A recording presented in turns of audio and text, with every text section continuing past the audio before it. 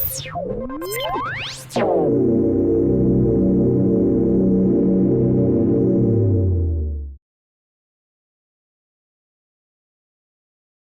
welcome to US Hooker Presents Learn Rugby in 80 Seconds. Why 80 seconds? Well, each rugby game's 80 minutes, but you're not going to spend 80 minutes watching a video, so we figured 80 seconds was a fun correlation and will give us an opportunity to get you the basics so when you do sit down to watch one, you can be all into it. Now, I will say, as a diehard Broncos fan, football fan growing up, once I found rugby, it was kind of similar to when I found MMA.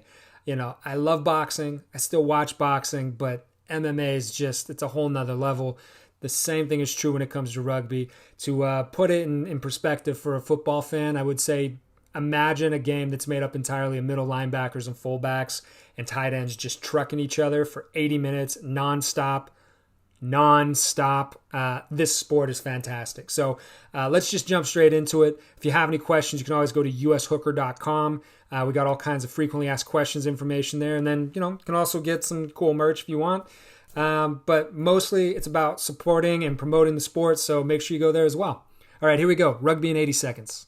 Each rugby team is made up of 15 players, and they play for two 40-minute halves. The field is 100 meters long and 70 meters wide. The goal is to move the ball from one end of the field down to the other and across the goal line into the end zone. A try is only scored when the ball is actually touched to the ground. It's worth 5 points. Now that's important because it has a direct correlation as to where they have to kick the conversion points, that's worth 2 points, after they've scored. But you can learn more about that in the kicking video. The two other ways to score are by kicking a penalty kick or by doing a drop goal, think of like punting it through the uprights, which you can actually do at any point in time. Those are both worth 3 points. Now when it comes to moving the ball downfield, the only way to do that is by tossing the ball backwards to each other. There's no forward lateral passing. The only other way to move the ball forward is by drop kicking it. In that case, it's treated essentially like a punt. First person to the ball gains possession. Now when a player's tackled, they must immediately release the ball. A scrum is an in-game restart where the forwards from both sides, 8 players and 8 players, all bind together and push back and forth. The ball is rolled between them and the hooker from each team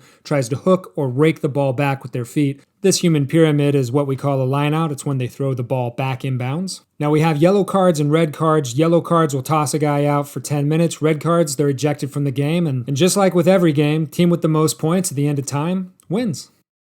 Now, the one thing that you're going to see in this that's similar to soccer is that they actually have a clock that's keeping track of the stoppage of play. So it might say 82 minutes full time, 84 minutes full time. That's because whenever they have to stop for an injured player or a line out, anything like that, they make sure to record it because we're going to get a guaranteed 80 minutes of testosterone-fueled guys just trucking each other. All kinds of awesomeness there.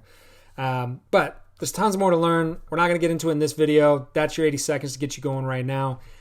When you have a second, watch our video on kicking. It'll explain a couple of the normal questions people have on that. We're going to have a video coming out about all of the interesting jargon and language, kind of fun with words, things like ruck, maul, hooker, prop, lock, all that stuff. And then we're also going to have another one that's going to get a little more in depth on the laws of rugby, kind of help explain that to you. So make sure to follow us on Facebook, become a friend, become a supporter. Send this video to your friends and be sure to like us.